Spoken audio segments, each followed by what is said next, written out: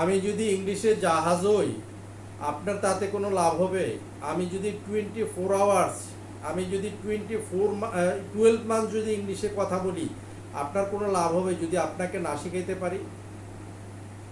একজনে সবসময় মানে ইংলিশে কথা বললে এক্সপার্ট হয়ে যায় না, সে ইংলিশ জানে বিদায় সে টিচার হয়েছে, কিন্তু সে কতটুকু দিতে পারে, কি দিতে পারে, আপনার নিডসটা কি, সে বুঝতেছে কি না, সেইটা আপনাকে যাচাই করতে হবে। সেইটা যখন আপনি যাচাই করতে পারবেন, তখনই বুঝবেন যে ইজ নিড ফর মি, সে আমার জন্য কি দরকার। আর যদি সেটা না বুঝেন, তাহলে সেটা কখনো আপনি শিখতে পারবেন না, রিয়েলাইজ করতে পারবেন না, সেটাকে আপনি জাজ করতে পারবেন না।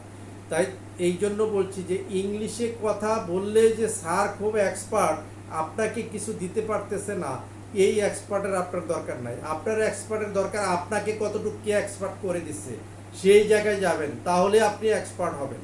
তাহলে আপনি ওই সমস্ত টিচারের কাছে যাবেন, ওই ধরনের সেন্টারে যাবেন যেই ধরনের টিচারের কাছে, সেন্টার তো নাই, যেই ধরনের টিচারের কাছে গেলে আপনি শিখতে পারবেন এবং আপনার মানে কোনটা রাইট কোনটা রং বুঝে বাংলার মতন শিখতে পারবেন, সেই ধরনের প্রতিষ্ঠানে যাবেন। আদারওয়াইজ যদি অন্য কোনো প্রতিষ্ঠানে গিয়ে রাইট রং না বুঝে এলোমেলো শিখলেন, হ্যাঁ, কতক্ষণ মুখস্থ করে আসলেন, হ্যাঁ, সে বললো, আপনাকে বললো, বলতেন, হ্যাঁ, আপনি ভুল বললেন না রাইট বললেন, আপনি জানেন না, সে শুনে হাতে তালি দিয়ে দিল, তার সাথে আরও কয়েকজন আছে, শুনে হাতে তালি দিয়ে দিল, আপনি তো নাচতে নাচতে খুশিতে বাসায় চলে আসলেন, এতে আপনার ইংলিশ শেখা হয় নাই। ইংলিশ শিখতে হলে you have to be sure who is the right and who is the wrong, then you will be able to speak in English, you will be able to write independently. Otherwise you will not be able to write, you will not be able to learn English.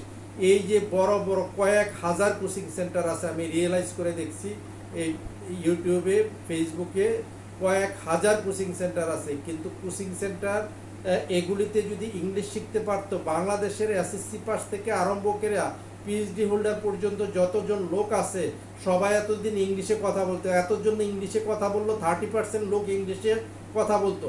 কিন্তু আপনি যদি কাউকে মানে মাইর করেন English বলার জন্য, কারোর মুখে দিয়ে, একজন বিসিএস ক্যাডারের মুখে দিয়ে একটা ইংলিশ বাক্য আসে না। আমার কাছে বহুত বিসিএস ক্যাডার, শত শত বিসিএস ক্যাডার আমার কাছে পড়েছে, কারোর মুখে দিয়ে একটা বাক্য আসে না, কারেক্টলি 10টা সেন্টেন্সও লিখতে জানে না। কারণ কি, এটা তার দোষ না, এটা শিক্ষার দোষ, আমাদের শিক্ষা ব্যবস্থার দোষ। এই জন্য যে কোনো জায়গায় হুট করে গিয়ে ভর্তি হবেন না, হুট করে বেরিয়ে আসবেন না, হুট করে শিখে ফেলবেন না। যেটা শিখা আগে আপনার প্রাইমারি নলেজটুকু একটু নিয়ে নিন, তাহলে কিছুটা বুঝবেন যে এটা রাইট না রং, তাহলে আপনি শিখতে পারবেন। Thank you.